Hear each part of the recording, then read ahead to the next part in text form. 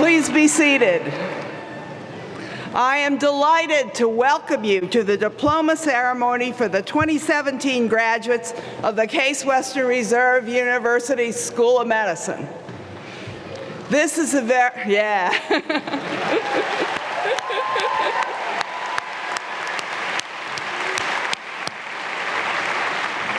This is a very special ceremony. This class represents the modern iteration of Case Western Reserve University School of Medicine. Today, we graduate 193 students.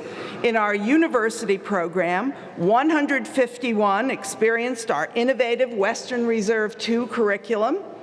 This curriculum is built on the pillars of scholarship, clinical mastery, population health sciences, leadership, and civic professionalism. We have added to their experience rich collaboration with the other health professions students, which will be of value for the rest of their careers. Our curriculum has attracted international attention and is designed to educate the physicians of the future, always learning and always focused on the patient. We graduate 10 students from our medical scientist training program. These students also experienced Western Reserve II to attain their MD degree, but also completed a PhD degree in one of our basic and translational science disciplines.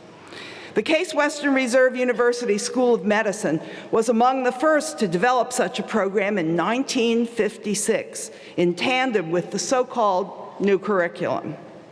Well before the NIH began to support such programs. Indeed, the highly competitive federal grant that supports our program has been continuously funded for more than 4 decades. In testimony to the quality and success of our graduates in becoming physician scientists. We also graduate 3 students who will receive a DMD in oral and maxillofacial surgery. They have already completed their dental school training and gone on for a 5th year for their medical surgery training. Finally, we graduate 29 students from the Cleveland Clinic Lerner College of Medicine.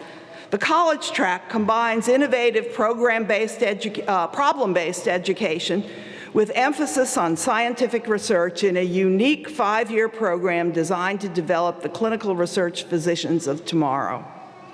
In all programs, this year's class has attained intellectual mastery of the curriculum. They have also internalized the core humanistic values of the profession. They go forward as our ambassadors to some of the finest residency programs in the country. To our graduates, this ceremony marks the end of your life as a layperson and the beginning of your life as a physician. This long-awaited, richly deserved celebration also confers upon you substantial professional responsibility. I now ask the candidates for the MD degree to stand and turn to the audience. Ladies and gentlemen, I present to you the class of 2017 Case Western Reserve School of Medicine.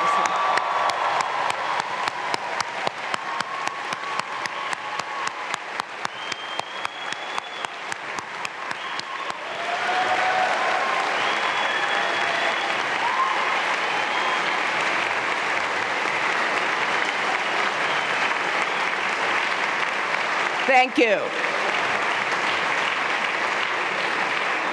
Now, it should go without saying that you, the class of 2017, did not reach this point alone. The love and support of your families and friends have sustained and nurtured you and will continue to be necessary as you engage in the profession. I now ask the parents, grandparents, spouses, children of our graduates to stand and be saluted by the class that you helped to create.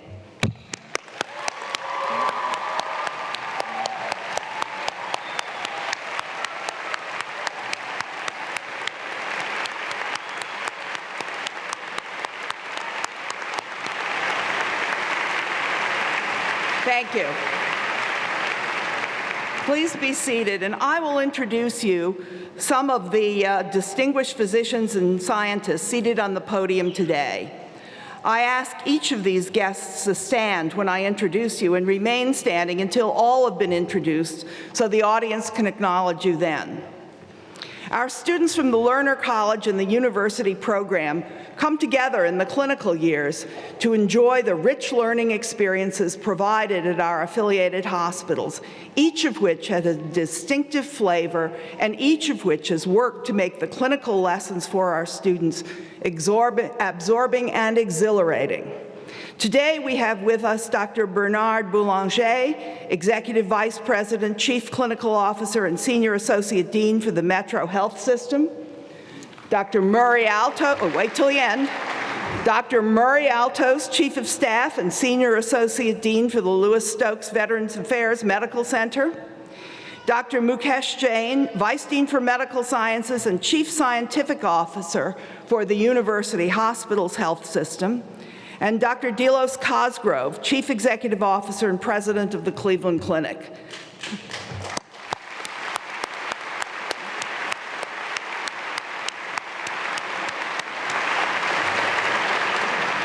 The guiding hands of all these physicians have made the medical enterprise in Cleveland a spectacular, patient-centered learning environment that you, our class, has enjoyed.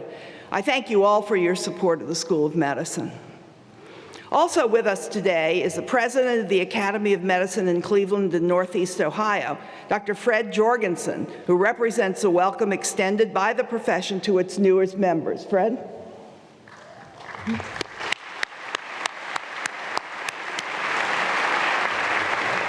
In the front two rows on stage is a platform party composed of the faculty marshals for commencement, our distinguished speaker, and the deans of education and admissions, the executive dean of the Cleveland Clinic Lerner College of Medicine.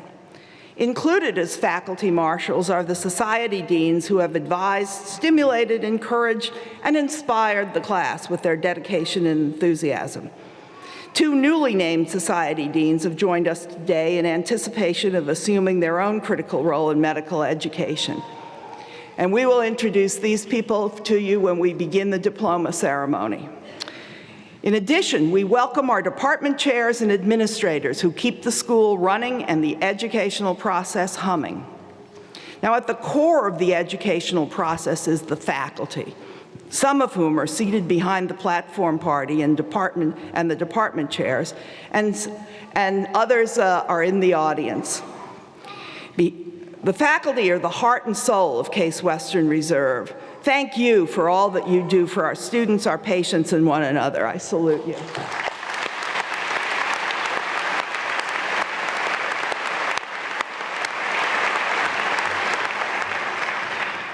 We're pleased to recognize at this ceremony a faculty award that was actually presented yesterday. The Leonard Tao Humanism in Medicine Award was presented to Dr. Abdullah Gori, MD. He deserves our admiration and adulation. Dr. Gori, please stand to be recognized.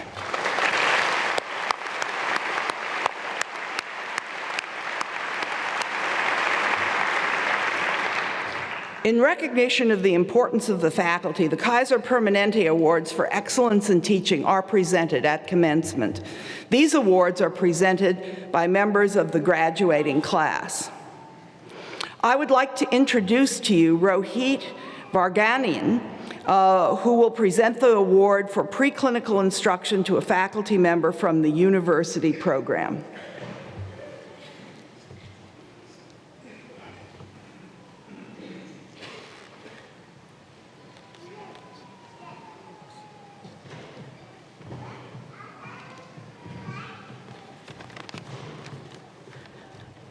Thank you, Dean. I'm delighted to be here to present this, the first Excellence in Teaching Award this year to Dr. Darren Croft from the Department of Anatomy. Dr. Croft is in charge of teaching us about the head and neck, and just as a quick reference, the head and neck is basically 9 million of the most important things just crammed into a series of really confusing and small spaces. And Dr. Croft takes that and he takes us, terrified second ears, and he gives us a system. He starts with the bones and he just layers things on. But more than that, he gives us his time, his energy, his passion. He comes in, he organizes sessions after class. He gives us extra supervised time in the lab. He does everything he can to make sure that when we get to the OR, we're able to quickly and accurately identify exactly what's going on.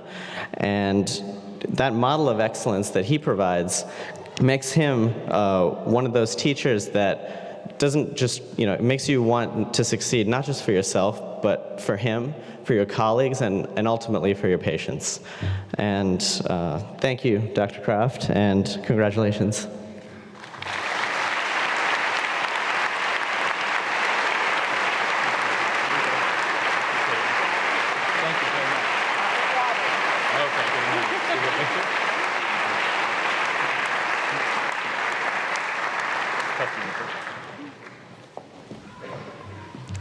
I would like to call upon Matthew Blum to present the award for preclinical instruction for the college program.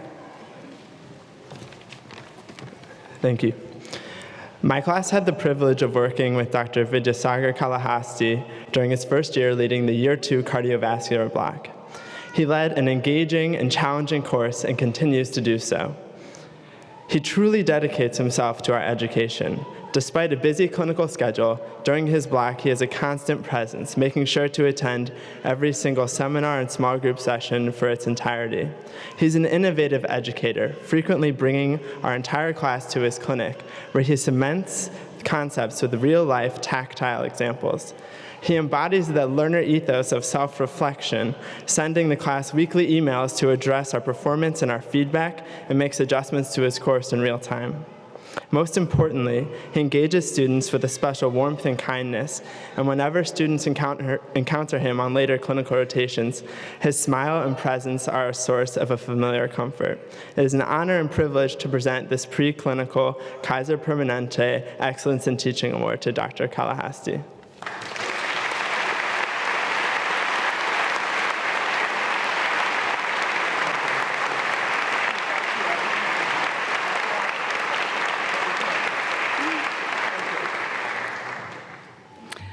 I introduce to you Andrew Tarr, who will present the Kaiser Permanente Award 2017 for the winning clinical faculty member in the college program.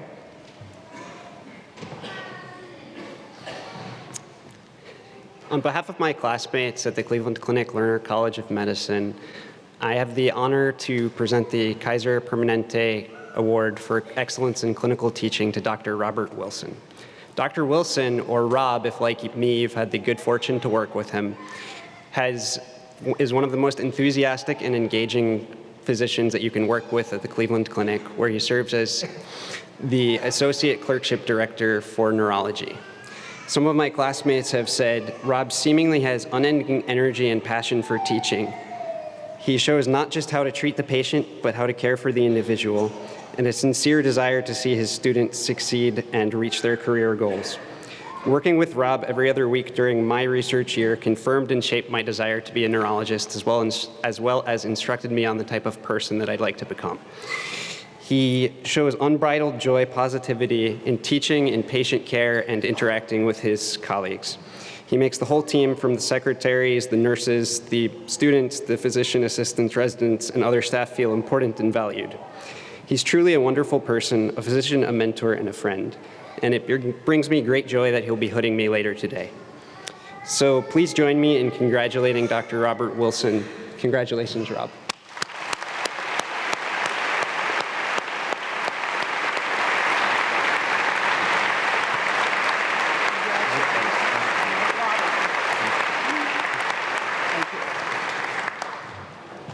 I call upon Madeline Greil, who will tell you about the Kaiser Award-winning faculty member from a clinical department from the university program.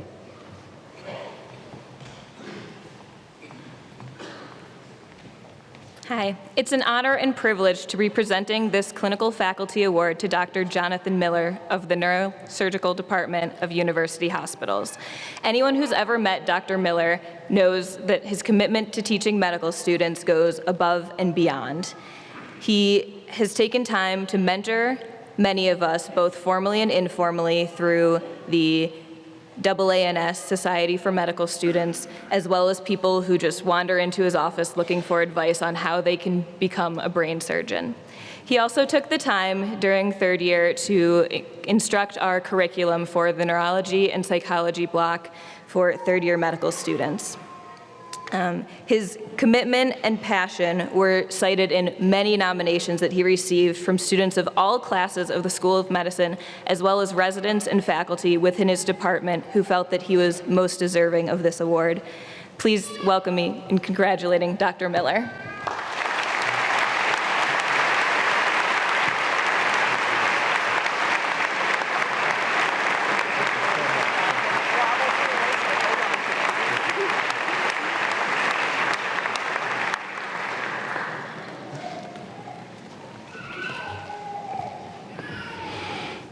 We've been privileged at CWRU to have 3 educational tracks: the university track, the medical scientist track, and the most recently developed track, the Cleveland Clinic Lerner College of Medicine.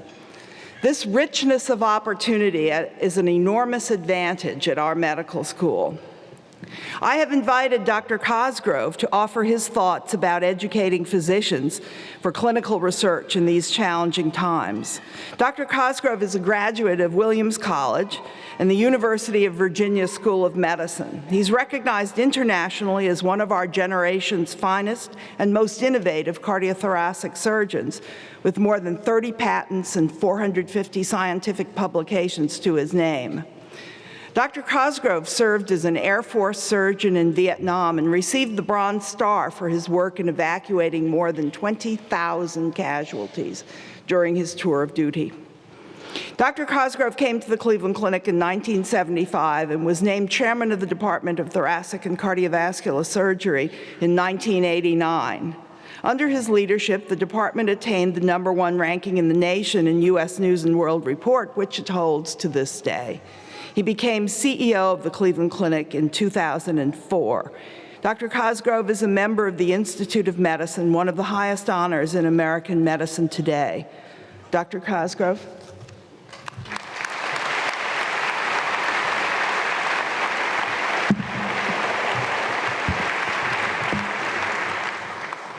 Good morning. Congratulations on achieving this milestone. You have earned a distinction that will follow you throughout your life. 1/3 of 1% of all Americans have completed medical school. You have worked hard to achieve this goal. You've earned the privilege of serving humanity in the greatest of all professions. Medicine will challenge your power. It will exercise your mind, exhaust your body, and invigorate your spirit. You will see humanity in all of its rank splendor and experience its deepest sorrows and its greatest joys. The essence of medicine has not changed, but healthcare delivery is in a state of transition. The day of the solo practitioner is ending. Most of you will work in group environment. Physicians have always been the natural leaders in healthcare. They are the best positioned to understand the needs of both patients and providers. As you go forward in your career, I urge you to consider a role as a leader. Study the women and men who successfully lead. Analyze their methods. Prepare yourself for the opportunity when it presents itself. And never forget the reason we are all here: to serve patients, relieve suffering, and restore health. For the past 13 years, I've had the honor of leading one of the world's great medical centers. I've learned a great deal from this experience. I've learned that no one of us is greater than all of us. And if we work together and put the needs of the patient first, we can change healthcare for the better. I leave with tremendous optimism for the future. The future is here in this room. You are the future. You are the leaders of tomorrow's healthcare. Never forget the teachers, parents, guardians, and friends who helped you get to this day. I wish you all the best of your career and the best of luck to all of you. Thank you.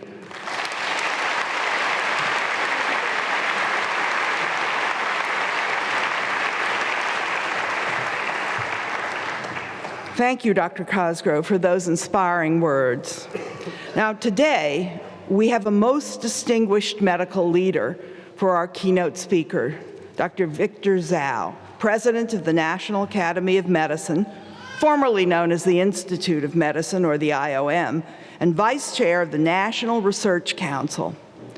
Dr. Zhao's journey through academic medicine has been truly distinguished. He has served as Chancellor and James B. Duke Professor of Medicine at Duke University.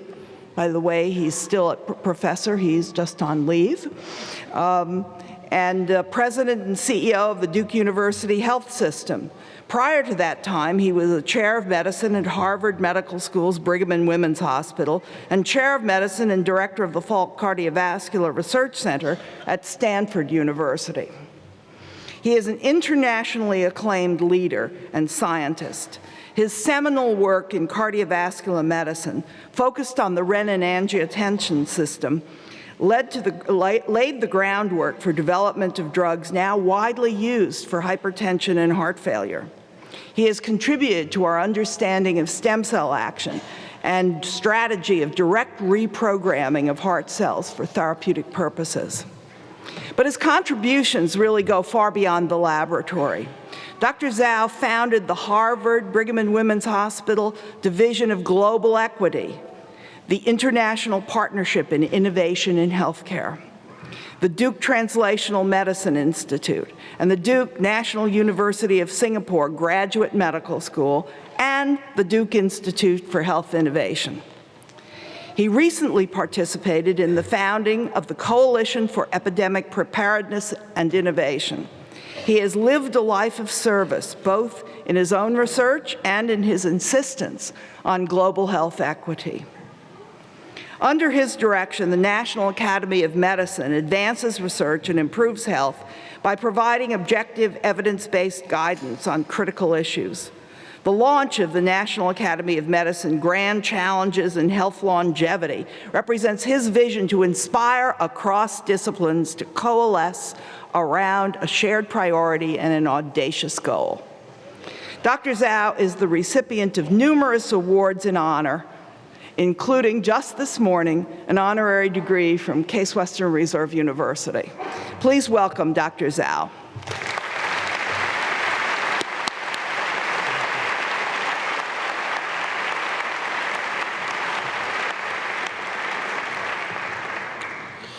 Thank you very much indeed.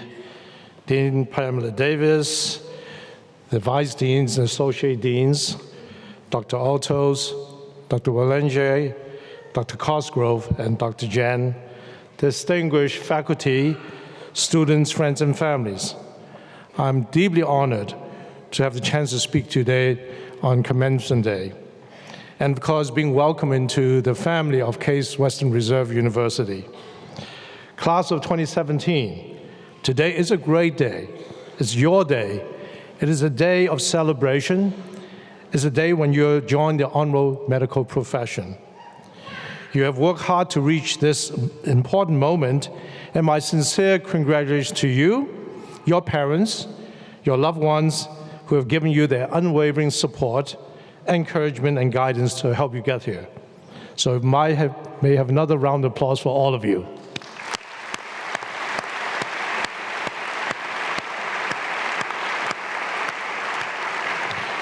Now, you should be so proud to be graduating from Case Western Reserve, one of the finest medical schools in the country. As graduates of this institution, you're joining some pretty impressive company. Your parents may remember, certainly my generation remembers well, David Satcher, a Case Western Reserve alumnus, who was, in 1998 was the first African American to be appointed Surgeon General in the United States. And of course, Dr. Fred Murad, who's recipient of 1998 Nobel Prize in Medicine, who's a graduate of your school. And of course, many others, too many to count. Because of the tremendous contribution of scientists and physicians who have trained at research universities such as Case Western Reserve, modern medicine has made some remarkable progress. Just in the last few decades, we made major strides towards making precision medicine a reality. We've also developed some new life-saving drugs for diabetes, heart disease, and other chronic disease. And we've improved treatments for many types of cancer and increased survival rates. We've also made huge leaps in the understanding of the causes of disease, how to prevent them from recurring in the first place. So we must never underestimate the value of scientific research and evidence. It is the core upon which all this amazing progress is built.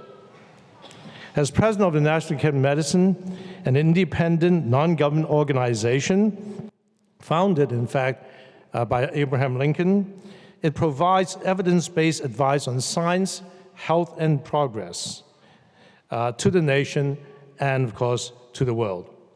I've witnessed this progress myself, and I've been truly impressed, and we feel very blessed with this. The Academy's work have informed healthcare and policy on everything from strengthening global presence to response to infectious disease, to boosting the quality of healthcare, reducing medical errors, to ensuring that our military and veterans get the care they need. Every day when I enter my office, I walk by a quote from Albert Einstein inscribed on the wall, and I quote, "The right to search for truth also implies a duty. One must not conceal any part of that one has recognized to be true," end of quote. Science, as Albert Einstein puts it so aptly, is in search for the truth. Boundless curiosity, a drive to better understand our world, is central to our shared humanity and is responsible for every technological advancement we enjoy today. I believe this is why Einstein said, "The pursuit of knowledge is a right." Science cures disease. It lifts nations out of poverty. It breaks down false and harmful barriers between us. Science protects our family's health, our increasing interconnected global populations, and our complex and fragile ecosystem. In short, science helps us to reach our full potential, both as individuals and in the long trajectory of human progress. Therefore, we must understand science, defend it as a right. Today, I'm afraid to say that science and all the progress it brings is being threatened. Evidence is being ignored, and in some cases, even falsely maligned. What's more, the benefits of strong science and evidence are not reaching the most vulnerable, including many people and communities right here in the United States, and that is unacceptable. This is where you come into a picture. You are the future leaders we need right now to help tackle big challenges. We need you to research and to make those giant leaps forward. We need you to provide your patients with the best evidence-based care, and now more than ever, we need you to share that evidence, yes, to defend it. Beyond the Wall Street Clinic, beyond the laboratory, but in fact with everybody, with the public. We need you to make sure that research and medical advances are benefiting not just some of us, but all of us. Einstein contended that as scientists and physicians, we not only have a right, but also a duty. At times in search for truth, we reach conclusions that run counter to a treasured hypothesis or political priority. In these cases, more than ever, we must be entirely open and transparent. We need to tell the truth. Science is in danger when it becomes instrument of an agenda. In other words, to preserve our right to scientific inquiry, we must protect its integrity. That principle, that science is both a right and a duty, is the heart of our mission at the National Academy of Medicine. Today, I'm asking you to make a guiding principle in your work as well. Because of education received here, I'm confident that you understand why scientific evidence is so crucial to providing the best available care to your patients and to advancing medicine in general. But let me give you a real-world example of why you need to do more than just put evidence into practice. So when I ask most healthcare leaders to name the most important medical breakthrough of the 20th century, vaccines would be near the top of just about everyone's list. If you want to know why, ask your grandparents about polio epidemic. In 1952, at its peak, 60,000 Americans had polio. That year, 3,000 people died of it, and more than 20,000 were paralyzed. But by early 1960s, polio has been largely eradicated in the United States, thanks to a polio vaccine and a far-reaching immunization program. Measles used to be one of the world's leading killers of children, accounting for millions of deaths each year. Now, because of measles vaccine, less than 100,000 worldwide die annually. In fact, the global campaigns for vaccination against polio, diphtheria, pertussis, tetanus, tuberculosis have saved millions of lives. We have made a huge accomplishment in public health. Unfortunately, a small but growing anti-vaccine movement here in the United States and elsewhere is threatening to undo some of the progress we've made. Fueled by junk science, some parents mistakenly believe that vaccines cause autism or might somehow or other harm their children, even though we at the National Academy and many other organizations have repeatedly debunked these beliefs based on undisputed scientific evidence. As a result, some parents and guardians, many of whom are well-educated, well-off, are opting out vaccinating their children because of non-medical personal belief or conscientious reasons. As you can imagine, the problem with opting out is that vaccines they're only effective at protect community when there is herd immunity. In other words, when a critical mass is immunized, then in fact you can prevent this. So for measles vaccine to work, for example, 95% of our population needs to be vaccinated to ensure the whole area is protected. So in a small community, that means a few households that opt out could be putting their neighbors at risk. That's exactly what happened in Minnesota, and the results are devastating. According to recent news reports, a specific community there is experiencing a measles outbreak and sickened more than 50 people so far. The outbreak affected mainly children who weren't vaccinated. In fact, about a quarter of them had to be hospitalized. How is this occurring in 2017?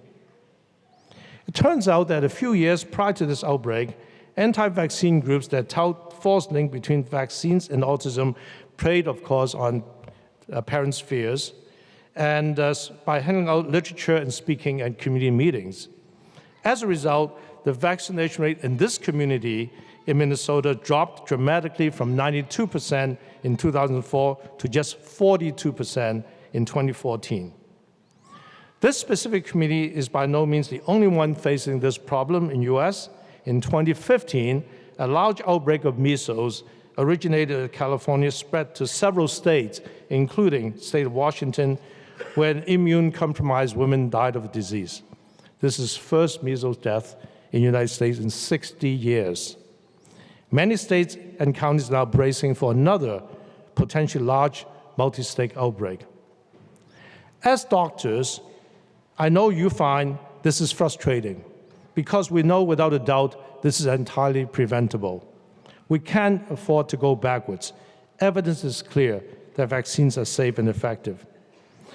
That is why it is your responsibility, your duty, not only to put scientific evidence into practice, and I talk about well beyond vaccines, of course, but also educate others about whenever possible. It's going to take not just one conversation, but many. You need to be visible, active participants in your community. You need to be heard, and as physicians, it is your duty to speak up for the truth, even though when some people don't like what you say. By doing so, you're putting your patients first, and all your patients, as well as their families, friends, and communities, and you are honoring the Hippocratic Oath. It's not always going to be easy, but scientific evidence will not fail you. It's going to make you a better doctor, a better citizen. I've seen it over and over again in my work. The beautiful thing about scientific evidence is that it has no political affiliation. Scientific evidence has a way of reminding people of what our priorities should be, and we just have to be willing to listen and speak the truth. That's not easy in today's highly charged political climate. Take the debate over healthcare reform and repeal of the Affordable Care Act has become so politically polarized, it's hard to know the facts. And I'm not here to criticize anything except to say, if you think about a remark by a member of Congress who said town hall meeting, and I quote, "Nobody dies because they don't have access to health care," that's absolutely false. This claim has been widely condemned, and for good reason, because evidence says just the opposite. People do die when they don't have health coverage. A 2002 report from our academy found that approximately 18,000 Americans die each year because of lack of health insurance. And newer data suggests number as maybe as high as 45,000. What's more, uninsured adults are more likely to suffer extreme poor outcomes, including death, and if they're diagnosed with cancer, diabetes, heart disease, stroke, or other serious conditions. And I'm sure you agree with me, this is unacceptable. Whatever reforms Congress makes to healthcare insurance, let's just make sure that every American have access to healthcare. Nobody should be denied health coverage. Importantly, care we deliver must improve the outcomes for everyone and must be affordable. Thank you.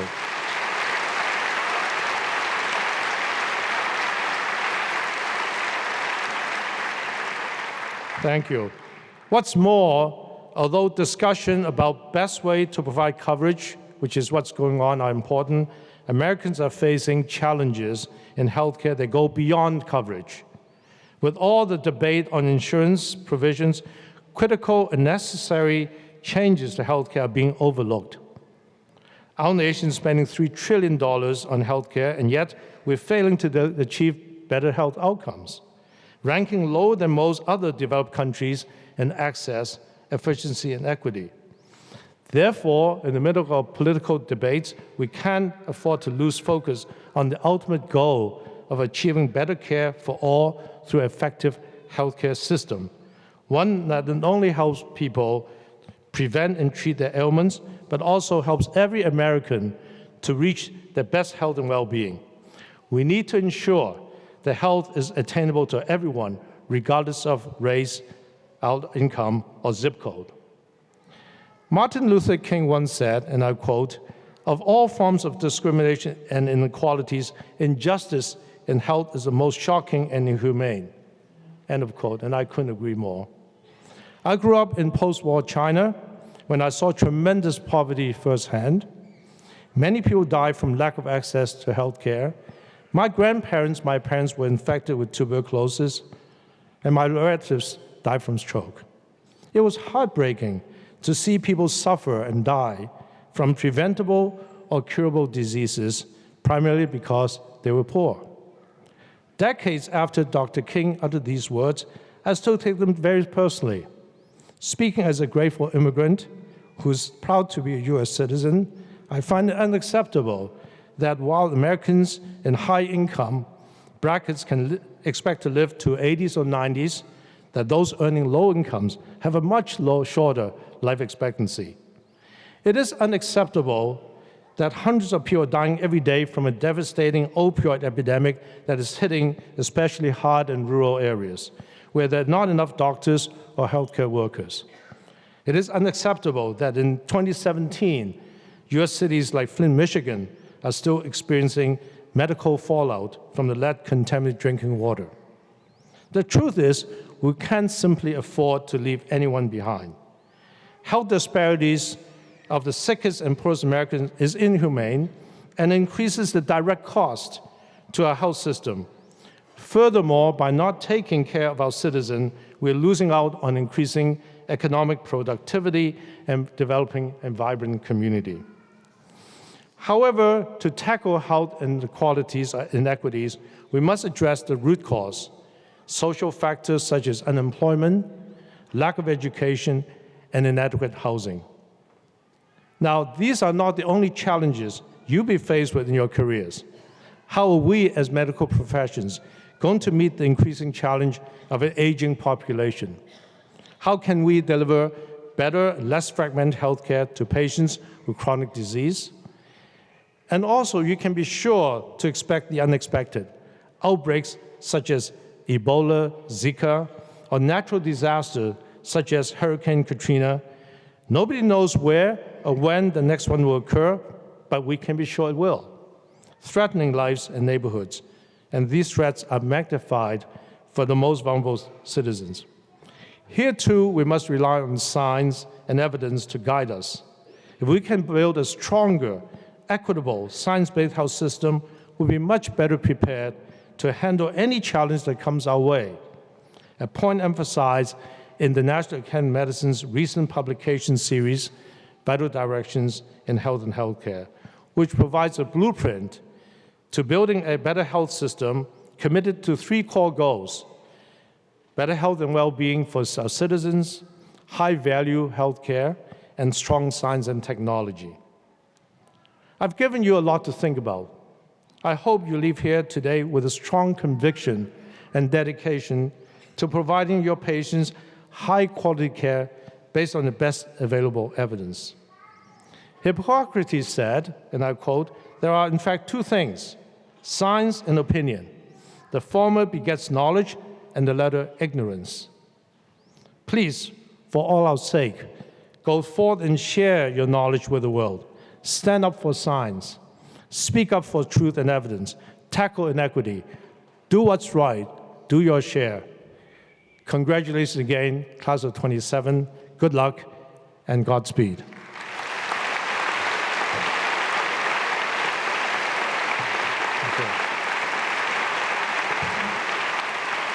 Thank you.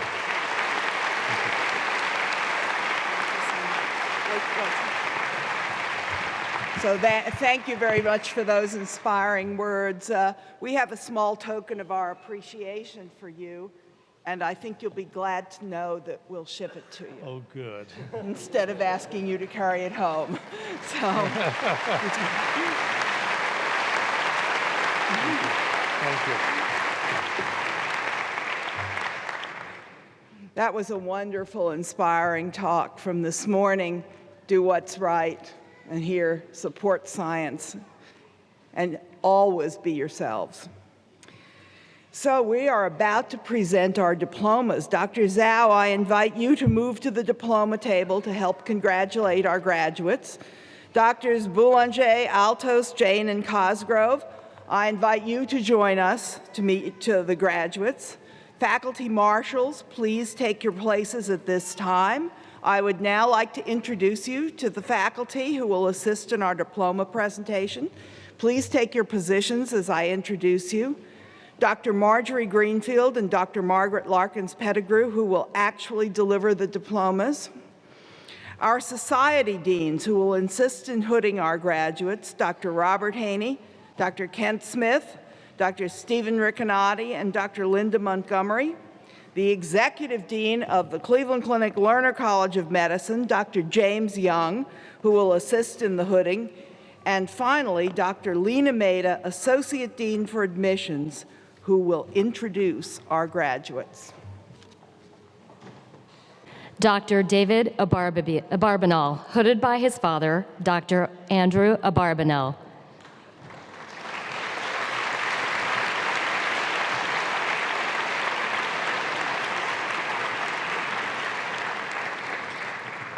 Dr. Ruzba Ahmadi.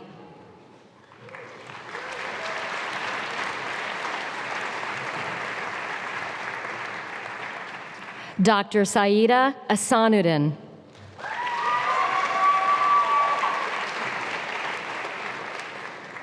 Dr. Taylor Aiken.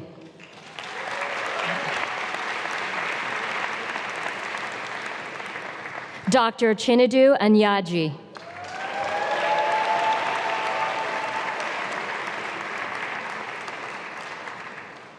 Dr. Jerome Anyala Bechi, hooded by his father, Dr. Jamal Anyala Bechi.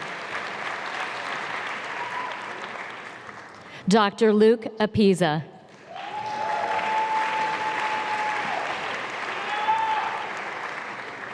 Dr. Anish Bajatia.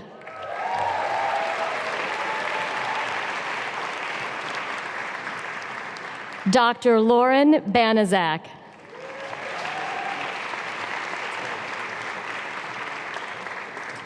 Dr. Matthew Bauer.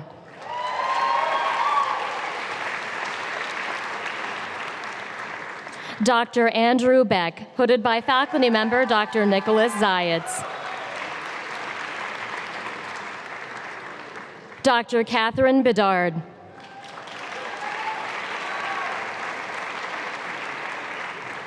Dr. Alexander Benedict.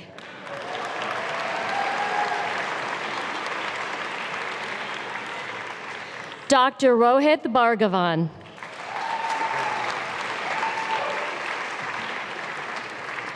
Dr. Nicholas Black.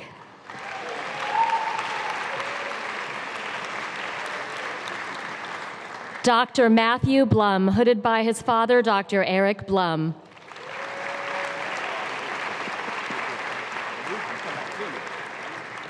Dr. Kayleen Bowden.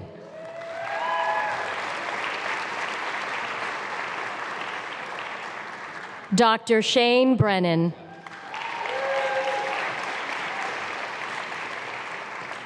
Dr. Christopher Bryant.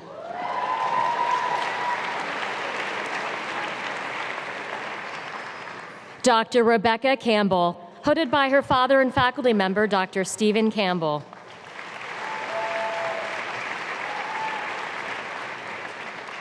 Dr. Christopher Carrender.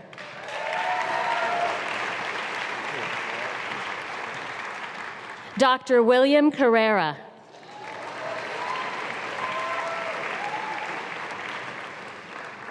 Dr. Karen Chan.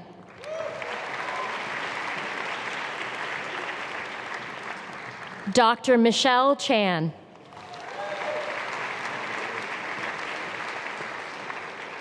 Dr. Joanne Chang, hooded by faculty member Dr. Deborah Leisman. Dr. Neil Chari, hooded by his mother, Dr. Kamini Chari.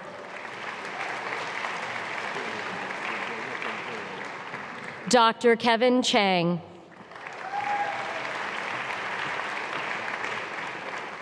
Dr. Shashank Chimalavagu.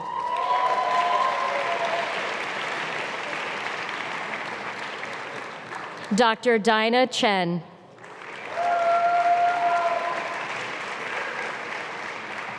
Dr. Rebecca Chen, hooded by her father, Dr. Heng Chang Chen.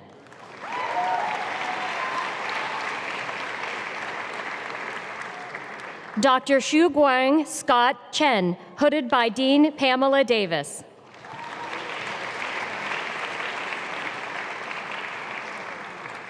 Dr. Kate Clancy, hooded by her uncle, Dr. Robert Clancy.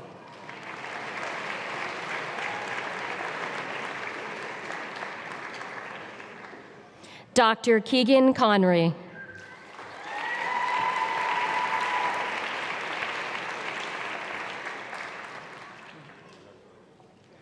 Dr. Brian Corwin, hooded by his mother, Dr. Melanie Kim, and by his father, Dr. Michael Corwin.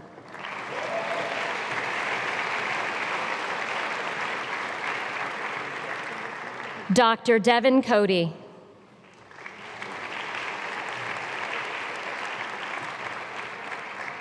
Dr. Rachel Dejani.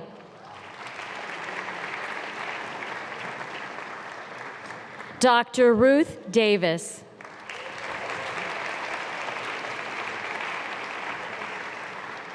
Dr. Julian DeBacker, hooded by faculty member Dr. Robert Kane.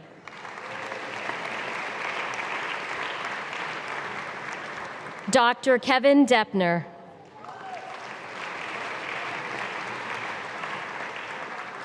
Dr. Adib Darakshan, hooded by faculty member Dr. Brian Berkey. Dr. Samuel Detling.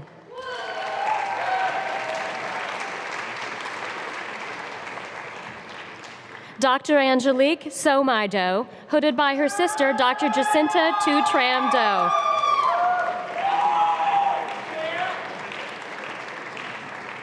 Dr. David Dornblaser.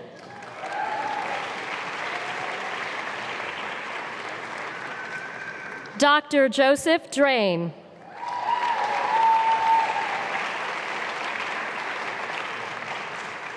Dr. Sarah Earp.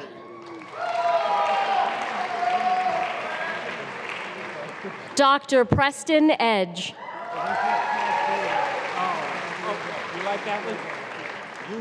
Dr. Sarish Ekram.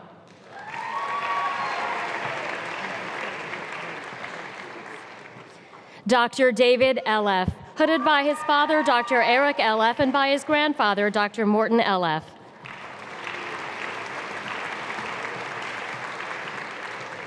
Dr. Charles Elliott.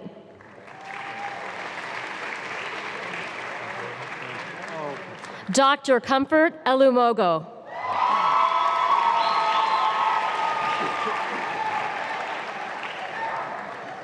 Dr. Madhulika Iluri.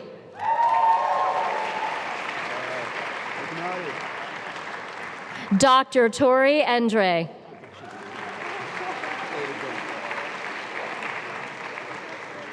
Dr. Cameron Fawcett.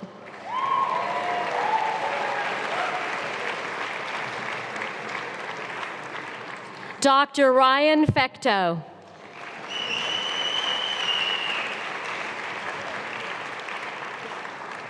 Dr. Abraham Feshazian.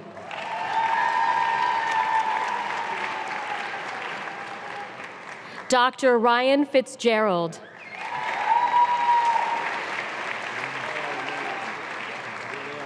Dr. Matthew Follensby.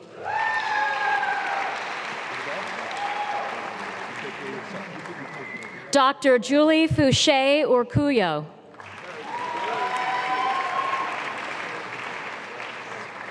Dr. Rebecca Frankel.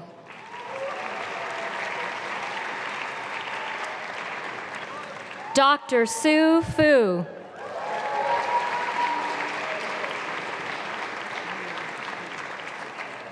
Dr. Elena Fuel-Wysong.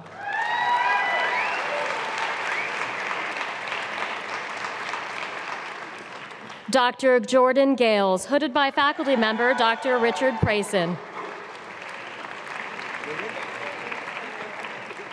Dr. Scott Gailey, hooded by his mother, Dr. Christina Bieto Gailey.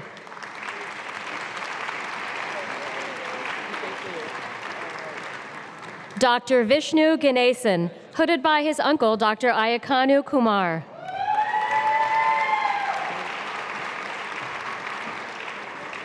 Dr. Yukin Gao, hooded by her mother, Dr. Yufeng Zhang.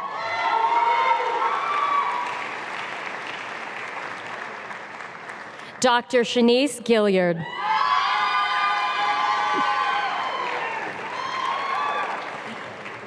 Dr. Eli Goshorn.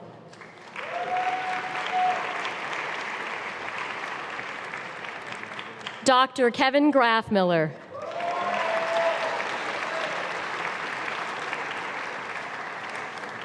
Dr. Matthew Greer.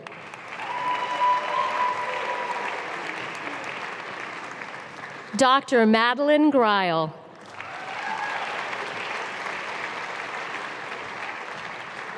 Dr. Dominic Grimberg.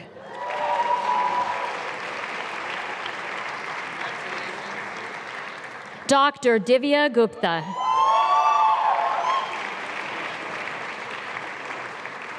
Dr. Karishma Gupta.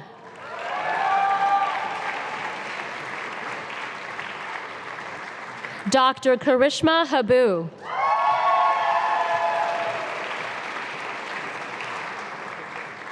Dr. Joseph Hidayah.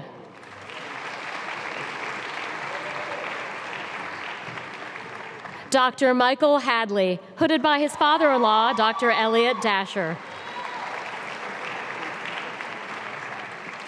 Dr. Paulina Haight.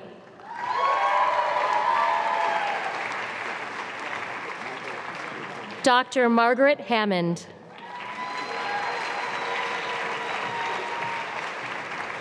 Dr. Jessica Haraga.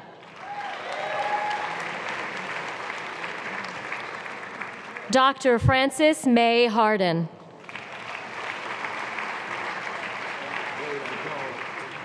Dr. Alok Harwani.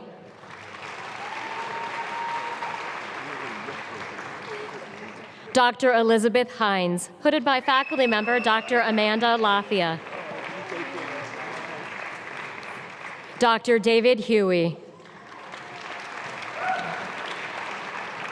Dr. Camille Huviller, hooded by her fiance, Dr. Charlie Blackshear. Dr. Yosep Huang, hooded by faculty member Dr. Deborah Leisman.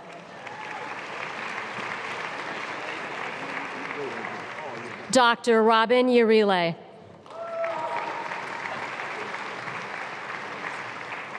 Dr. Nishita Jain. Dr. Jessica Jones, hooded by her mentor, Dr. Andrew Reisner.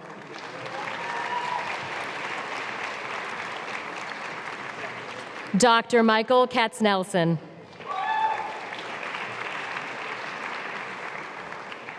Dr. Jeffrey Kim.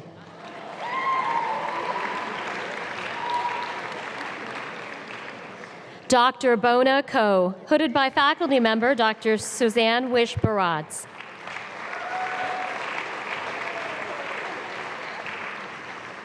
Dr. Justine Ko.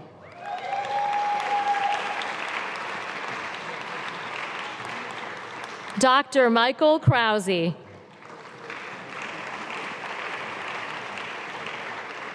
Dr. Catherine Kreitcher.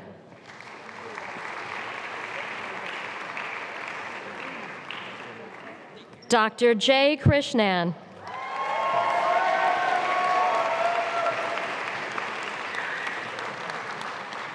Dr. Dorian Kuzik.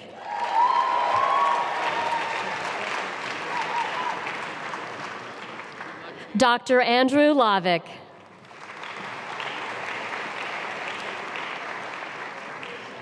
Dr. Stephen Leb.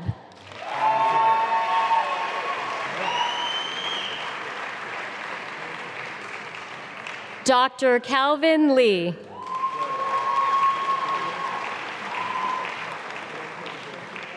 Dr. Stephen Lenio.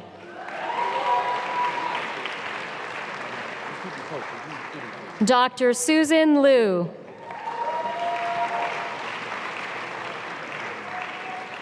Dr. Willie Broad Mimo.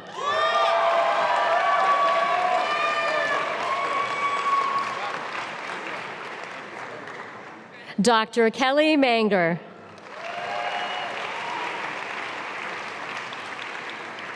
Dr. Andre Merchek.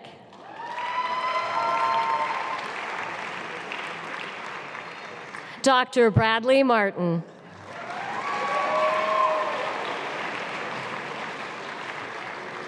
Dr. Laura Maurer.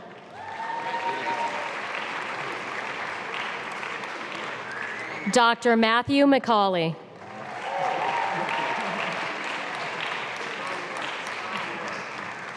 Dr. Bridget McGowan.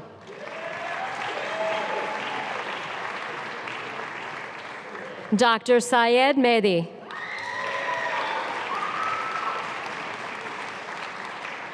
Dr. Aurelie Merlot.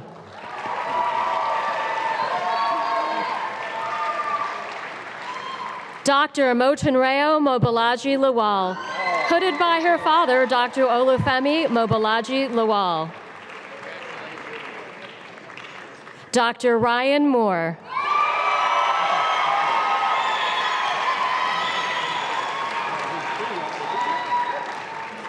Dr. Michelle Nassel.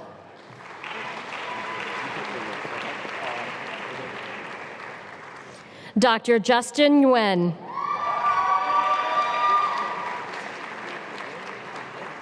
Dr. Jeffrey Spud Olson.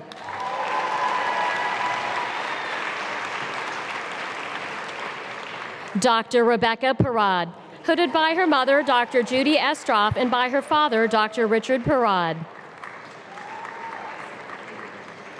Dr. Gary Periger.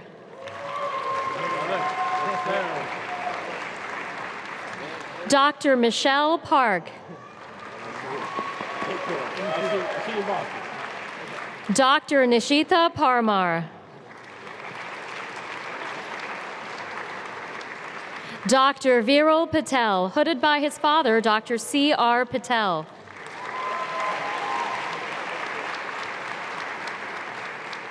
Dr. Eric Peng.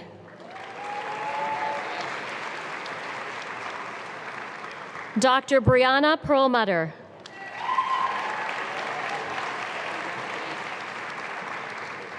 Dr. Damilola Phillips.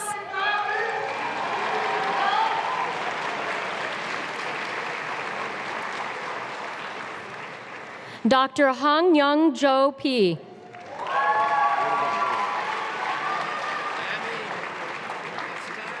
Dr. Sarah Polito, hooded by her father, Dr. Joseph Polito.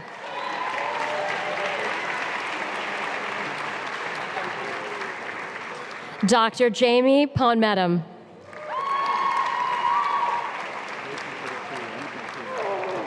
Dr. Emma Rabinovich.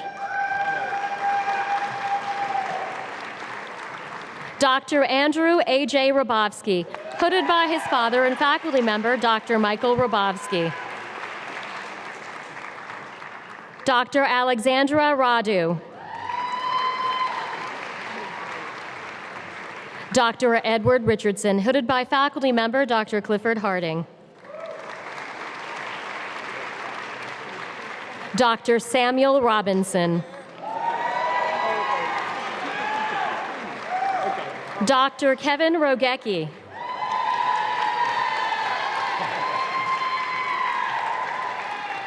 Dr. Erica Ross. Dr. Varun Roy. Dr. Ann Runkle, hooded by faculty member, Dr. Marguerite Group.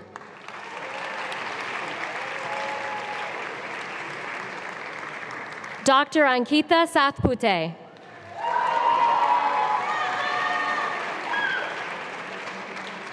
Dr. Asma Saud, hooded by her husband, Dr. Imran Malik, and by her father, Dr. Helmi Saud.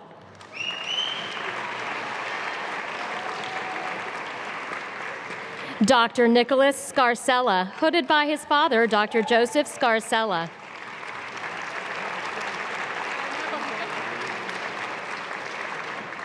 Dr. Emily Swessinger, hooded by her mother, Dr. Patricia Brown. Dr. Shane Seipel.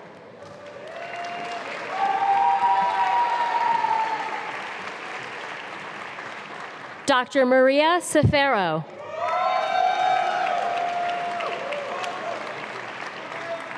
Dr. Aaron Sheikh, hooded by his father, Dr. Ali Sheikh.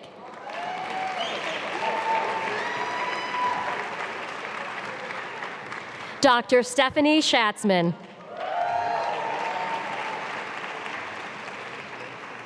Dr. Marcus Shelby.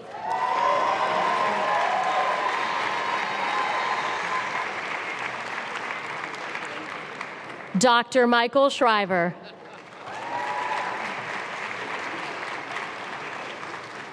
Dr. Jessica Shu.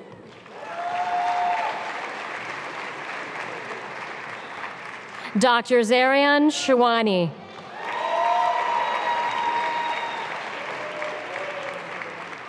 Dr. Samantha Simpson, hooded by faculty member Dr. Richard Prayson.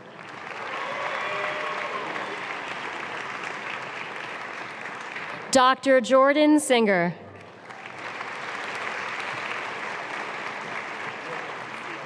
Dr. Molly Singer, hooded by her mother and faculty member Dr. Ann Singer. Dr. Tara Skarupa.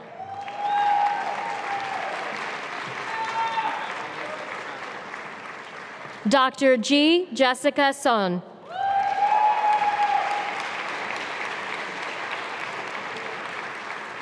Dr. Alicia Stallings.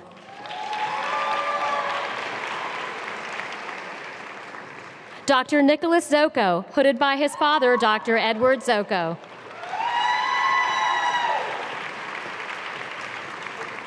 Dr. Adam Taft.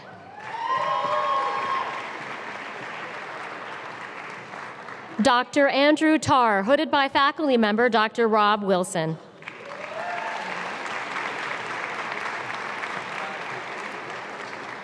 Dr. Pratik Thadakunta.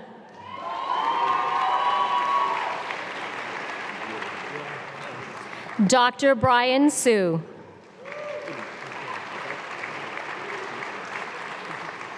Dr. Jonathan Vargo.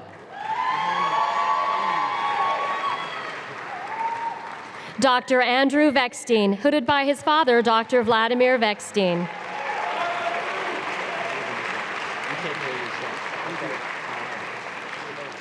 Dr. Joseph Vithiathil.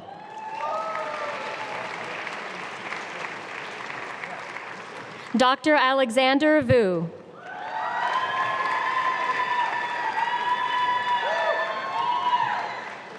Dr. Tsai Mary Wang.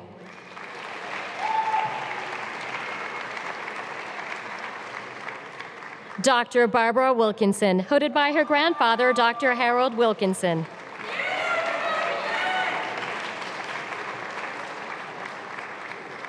Dr. Marissa Winkler, hooded by faculty member Dr. Robert Bonomo.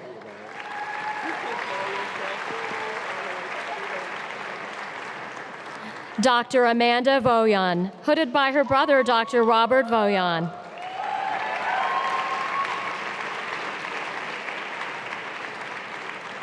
Dr. Chanel Wood.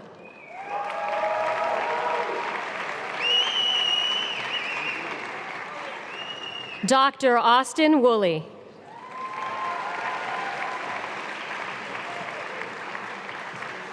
Dr. Alexandra Wright, hooded by her husband, Dr. Andrew Wright, class of 2012.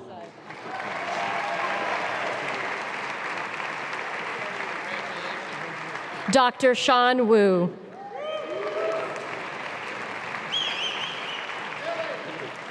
Dr. Catherine Shea, hooded by her father, Dr. Steve Shea. Dr. Jennifer Shu.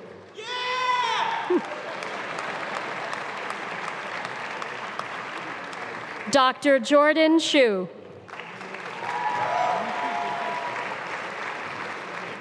Dr. Jonathan Yang.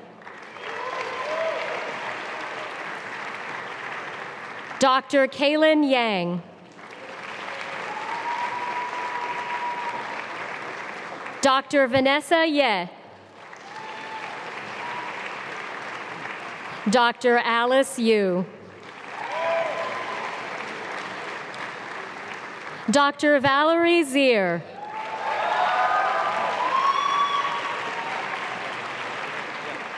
Dr. Ting Johnny Zheng, hooded by his mother, Dr. Penny Chen. Dr. Yu Brian Zhang.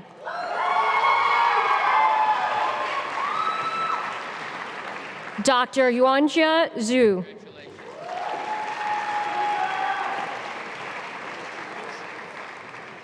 Dr. Grant Zimmerman.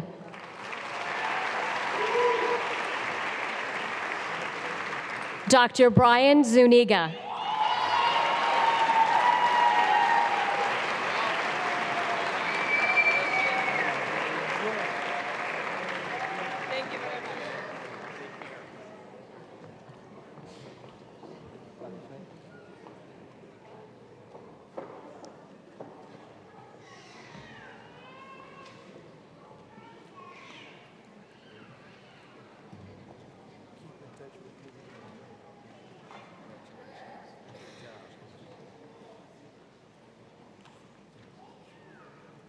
Congratulations.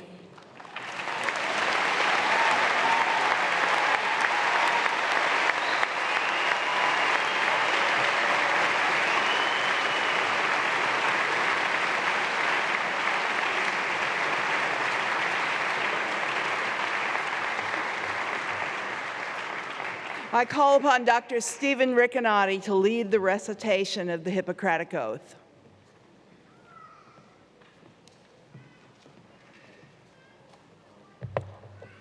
Thank you, Dean Davis. At matriculation, all students at the Case Western Reserve University School of Medicine worked together to craft their own oath of medical professionalism. They recited that oath at their white coat ceremony, which formally marked their entrance into the study of medicine. Today, the class of 2017 has earned the right to recite the Hippocratic Oath, which formally marks their entrance into the profession of medicine. I would like to invite the class of 27 to rise. In addition, I would like to invite any other physician in the House to rise in solidarity with the class of 2017. Would people please turn to page 19 in the program for the recitation of the oath? I will get you started. Now, being admitted to the profession of medicine, I solemnly pledge to consecrate my life to the service of humanity. I will give respect and gratitude to my deserving teachers. I will practice medicine with conscience and dignity. The health and the life of my patient will be my first consideration. I will hold in confidence all that my patient confides in me. I will maintain the honor and the noble traditions of the medical profession. I will not permit considerations of race, religion, nationality, sexual orientation, party politics, or social standing to intervene between my duty and my patient. I will maintain the utmost respect for human life. Even under threat, I will not use my knowledge contrary to the laws of humanity. These promises I make freely and upon my honor.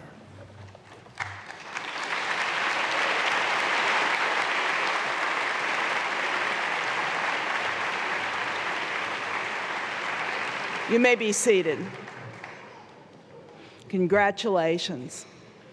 Today, you enter an ancient profession that provides, as exemplified by Dr. Zhao's remarkable career, unparalleled opportunities for service, the chance to change the world, and a very special window into the lives of your patients. You will experience from a unique perspective the full range of the human spirit. You will take on daunting responsibilities. You will hold human life in your hands. But you have been prepared, and you can make a difference in the world, one life at a time. Some of you will practice medicine, ameliorating suffering and preserving health for your patients day by day. Some of you will take on the challenges of research and will change the practice of medicine and impact many lives for years to come. Some of you will enter public health and perform great service that affects the health of nations. Whatever path you choose, just as you have conquered vast worlds of learning to arrive here today, there are vast opportunities ahead of you for discovery and service. There's still much to learn, and you must now commit yourselves to the endless pursuit of knowledge in the service of your patients. But you must also retain the enthusiasm, hope, and expectancy that you feel now. In our profession, cynicism is as much the enemy as disease. Your professors and colleagues at Case Western Reserve University School of Medicine have helped to shape your values even as we trained your mind. May these values sustain you during unsettled times. You are the ambassadors for Case Western Reserve as you enter those great residencies and beyond.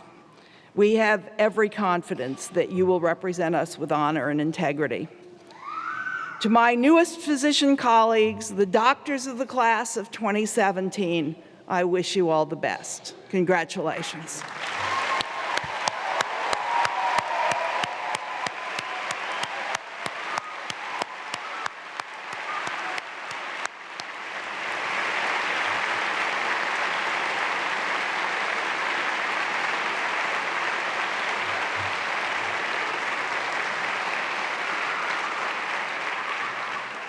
So we ask our guests to remain seated until the academic procession, including our graduates, has exited. The bagpiper will lead us up the road to the reception in the Biomedical Research Building. If you're not attending the reception, please proceed immediately to your vehicles. If you are unable to walk to the reception, Please exit via the East Boulevard doors, and we will have shuttles to the reception available. Ushers are available to assist individuals with special needs. The diploma ceremony is now closed.